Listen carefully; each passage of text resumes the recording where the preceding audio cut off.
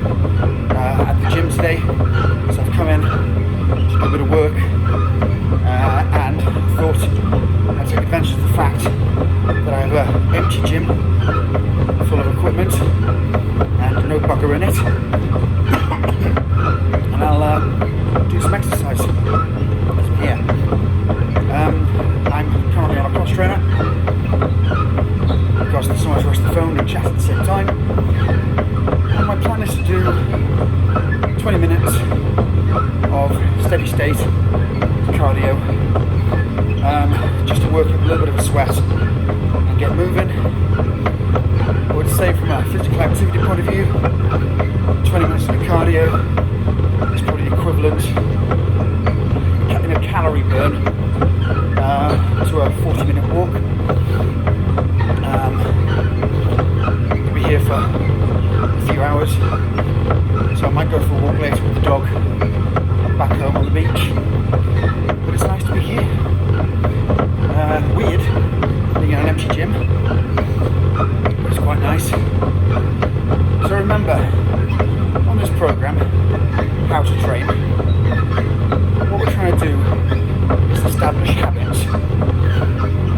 We're not trying to change the world in a workout. We're not trying to break world records or lift the most weight or do the most burpees or anything like that. We're trying to consistently obey the 5 rules. Show up, do something, anything, do something. Repeat that often. Don't take it like a 5-year-old. Progression. Make sure the workout in time gets harder as you adapt to it. And keep it interesting, keep it fun. So, I quite like the cross trainer. It's comfortable to use, there's no impact on my large 120 kilogram frame of beef. It's a nice way to get some work in. What you do today is up to you, but I would definitely recommend going for a nice walk. It's raining here today, but it's still quite mild. I actually quite like walking in the rain. Or you can do some gardening, or you can do some housework. You can tackle that room that needed decorating, that you've been putting off for ages. Physical activity is about moving. Not moving hard or fast, just moving. If you were to lie down completely still in your bed, I think you burn, and it varies from person to person, about 1 calorie a minute. Age, weight, sex, not actually having sex, although that burns a lot more calories, but what your gender and sex is. Come into that, but broadly speaking, 1 calorie a minute. Sitting down on the sofa watching Netflix requires a little bit more, not much. Let's call it a generous calorie and a half a minute. Just stood up, stock still, not even moving around. 3 calories a minute. So you're already burning 3 times the amount of energy it takes to lie down. Just stood up. And you had a bit of movement to that, just a bit. And you can chalk up a lot of calories burnt in a relatively short period of time.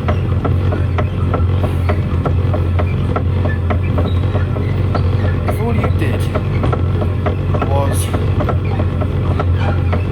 stop giving yourself foodie treats, and I'm as guilty of it as absolutely anybody. If you stop giving yourself foodie treats, stopped having that extra glass of wine, stopped eating crappy food on a regular basis. You know what crappy food is, you know. Got your steps in. And it doesn't have to be the Fitbit 6 to 12,000 steps depending, but just move around. You'll be amazed at how much that adds up to cumulatively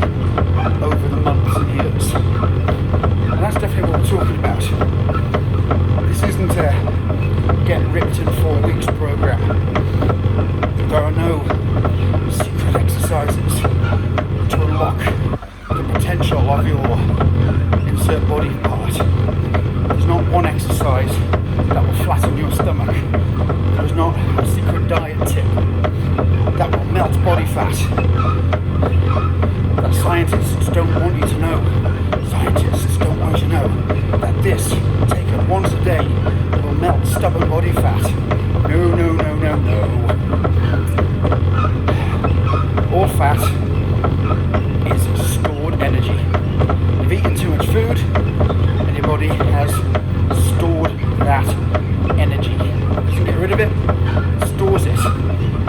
Having body fat is the equivalent of having energy bars stapled to the outside of your body.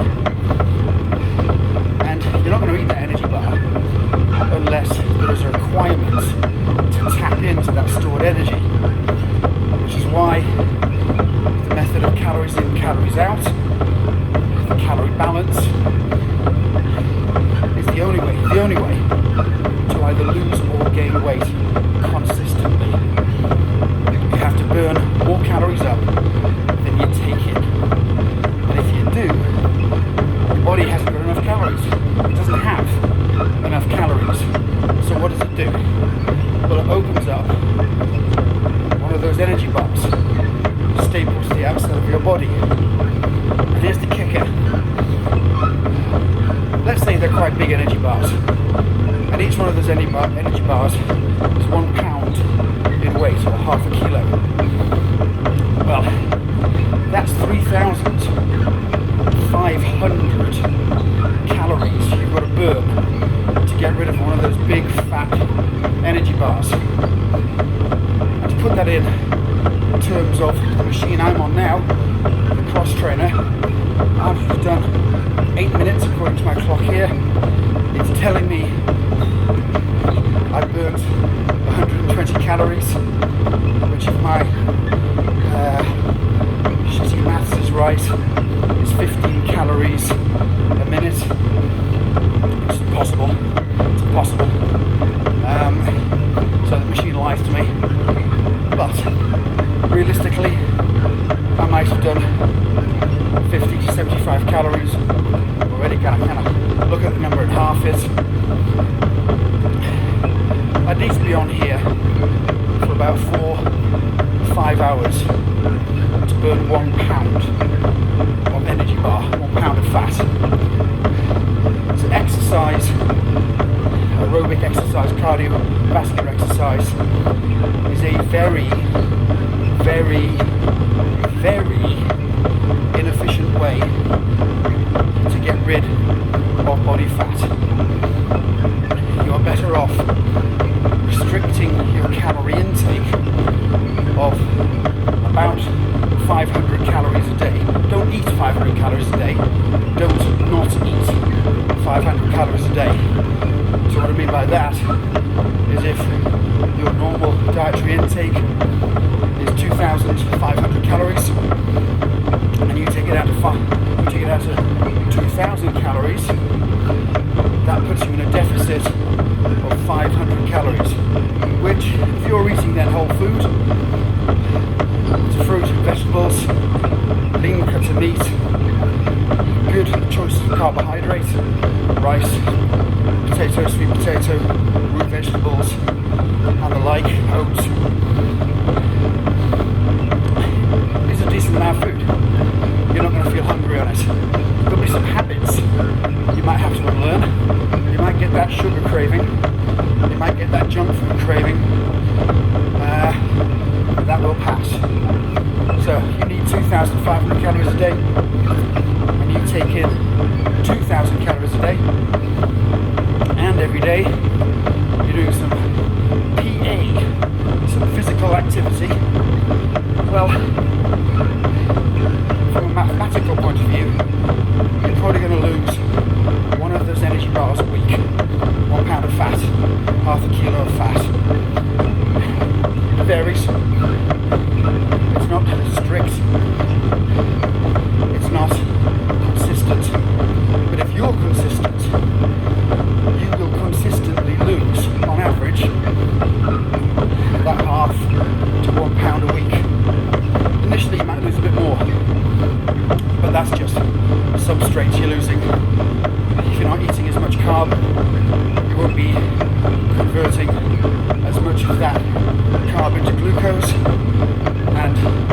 much of that glucose to glycogen, which is stored in the liver and the muscles.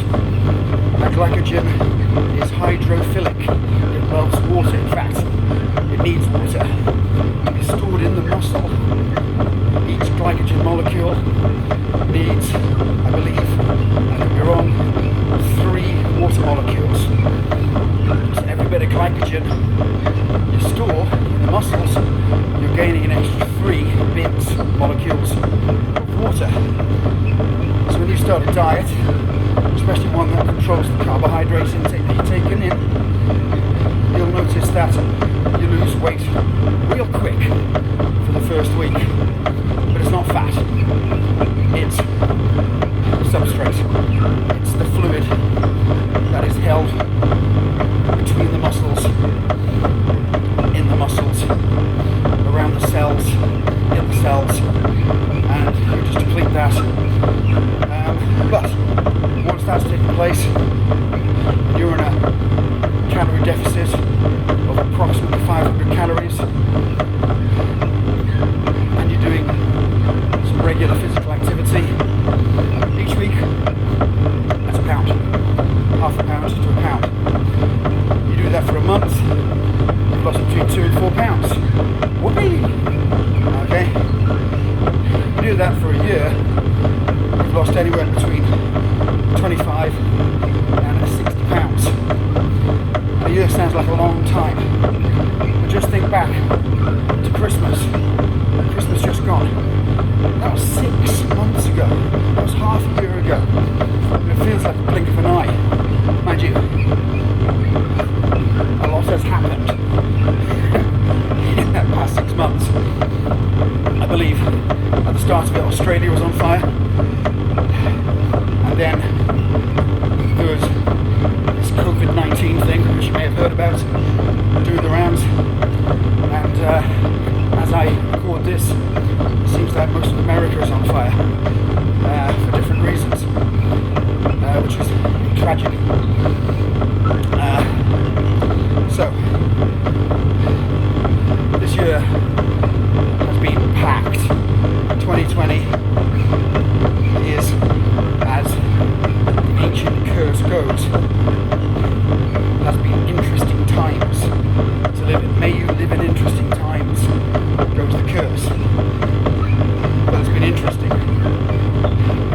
Not necessarily good, but it has been interesting. Put it this way. We're approximately 3 months into lockdown, which is 12 weeks. If you'd have started exercising, looking after what you eat, you would be between 6 and 12 pounds lighter now, easily. And wouldn't that be nice? So time, when you're looking ahead, 6 months from now, feels like forever. But retrospectively, it's a blink of an eye. So, start today. Do something that is harder than sitting on your sofa watching Netflix. Do it for an hour or longer or shorter if you can't, but try to do it for an hour. It doesn't have to be any more than going for a walk, tidying your garden, tidying your house, stripping the wallpaper off that guest bedroom, moving around. It really adds up. And although I'm doing it right now as we speak, it beats exercise, physical activity done for a longer time over the day in a caloric point of view. We're talking strictly about calories in, calories out. Physical activity beats the hell out of exercise, unless you're a nutty mega endurance athlete and your idea of a good time is to spend 6 hours on a bike zooming around the Welsh countryside. That joy, I know who you are. So, those guys, girls,